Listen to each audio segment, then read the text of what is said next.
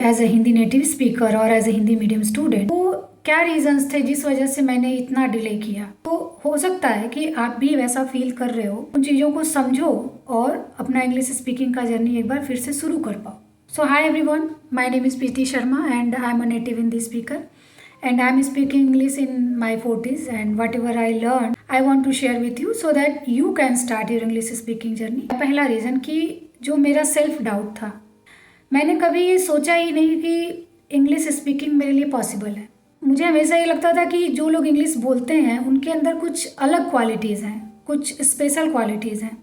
जैसे जब मैंने अपनी जॉब भी शुरू की, उस समय भी हम लोग का हिंदी मीडियम सेक्शन था और एक इंग्लिश मीडियम सेक्शन था। तो मुझे लगता था कि जो लोग इंग्लिश मीडियम के टीचर्स हैं, वो उनके अंदर कुछ स्पेशल क्वालिटीज़ है, इस वजह से वो बोल पाते हैं। ये चीज़ इतना ज़्यादा दिमाग में बैठी, मुझे यही लगता था कि क्या मैं इतनी कैपेबल हूँ, क्या मैं इतनी इंटेलिजेंट हूँ कि मैं इंग्लिश बोल सकती हूँ। बट अब जब मैंने अपना इंग्लिश स्पीकिंग का जर्नी कंप्लीट कर लिया, अब जब मैं इंग्लिश बोल रही हूँ, तो मैंने ये पाया कि इंग्लिश बोलने के लिए कोई स्पेशलिटी या क्वालिटी किसी चीज़ की ज़रूरत नहीं है। क्योंकि लैंग्वेज बोलना, कोई भी भाषा बोलने के लिए आपके माइंड का एक प्रोग्रामिंग है, ठीक है। आपका माइंड एक अलग तरह से काम कर रहा है, वहाँ हमारी इंटेलिजेंस की कोई ख़ास ज़रूरत नहीं है। अगर आपको भी ऐसा लग रहा है कि आप इतने कैपेबल नहीं हो, या आप खुद को जज कर रहे हो कि यार मैं तो इतना कैपेबल नहीं हूँ कि मैं इंग्लिश बोल सकूँ, तो ऐसा कुछ भी नहीं है। इंग्लिश बोलना सेम वैसे ही है जैसे आप अपनी भाषा को बोल रहे हैं, सिर्फ उसके लिए कुछ टाइम और आपके माइंड की प्रोग्रामिंग की ज़रूरत है। दूसरी चीज़ क्या मैंने पाई, जो मेरी एक परफेक्ट इमेज थी as a mother I could say, elder daughter I could say, तो हमेशा ही मैं इंग्लिश में एज अ सब्जेक्ट बहुत अच्छी थी, ठीक है। तो कहीं ना कहीं मुझे ये लगता था कि मैं गलती नहीं कर सकती, है ना। एक परफेक्ट इमेज मैं अपना होल्ड करती थी हर समय, और वही चीज़ इंग्लिश सीखने में भी ऑब्स्टिकल बना रही थी मेरी। इंग्लिश बोलना एक स्किल है, और स्किल बिना गलती के हम सीख ही नहीं सकते। तो कहीं ना कहीं वो एक परफेक्ट इमेज मैं होल्ड कर रही थी, और उस वजह से भी मैं खुद को रोक रही थी। तीसरा चीज़ मैंने क्या पाया, मैं कहीं ना कहीं दूसरों पे डिपेंड थी।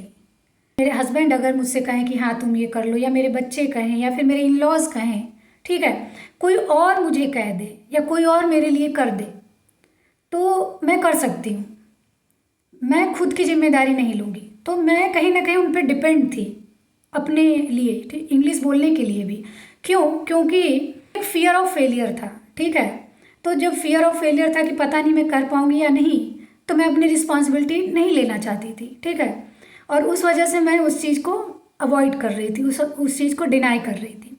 तो हो सकता है कि आप भी ऐसा कर रहे हो। इवन मैं सबके लिए डिसीजन ले रही थी, अपने बच्चे के लिए, हस्बैंड के लिए, इन लॉज के लिए, लेकिन मैं खुद के लिए नहीं ले रही थी।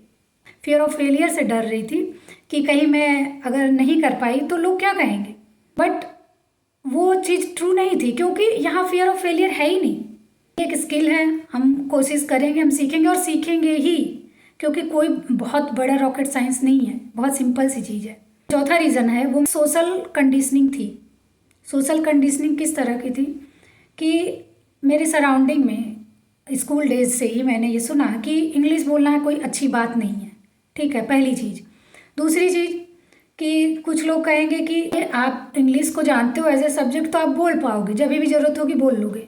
बट ये पूरी तरह से दो अलग चीज़ें हैं, इंग्लिश को एज ए सब्जेक्ट जानना और बोलना।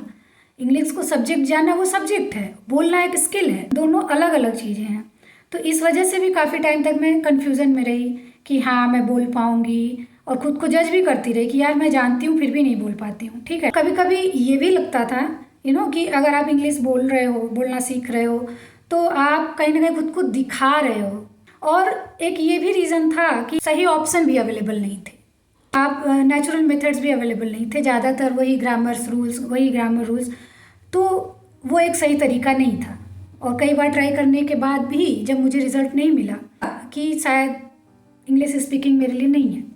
बट अब जब मैं इंग्लिश बोल रही हूँ, ठीक है, और जब मैंने सारी चीज़ें ट्राई कर ली हैं, और जब मुझे पता है कि ये इंग्लिश बोलना ऐसा नहीं है कि मेरे अंदर की कमी है, और ऐसा नहीं है कि मैं सीख नहीं सकती, या ऐसा नहीं है कि आप नहीं सीख सकते, बट मेरा मोटिव ये है बताने का कि इन सारी छोटी छोटी वजहों से मैंने खुद को कितना जज किया और कितना डिले किया अपनी जर्नी को शुरू करने में। तो अगर आप भी ये सारी चीज़ें फील कर रहे हो, ठीक है, तो एक बार खुद से पूछो कि क्या ये सारी चीज़ें इतनी रियल हैं, ये सारी चीज़ें आप सोच रहे हो कि बहुत बड़ी हैं, क्या वो आपकी डिज़ायर से बड़ी हैं, और क्या सच में आप नहीं बोल पाओगे?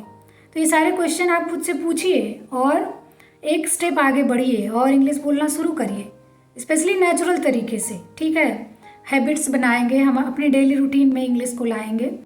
सो I hope you are getting this video helpful, और अगर आपको ये वीडियो हेल्पफुल लग रहा है तो please hit the like button and subscribe my channel, and please share with those people who wants to start their journey. Okay, we will meet in the next video. Thank you so much.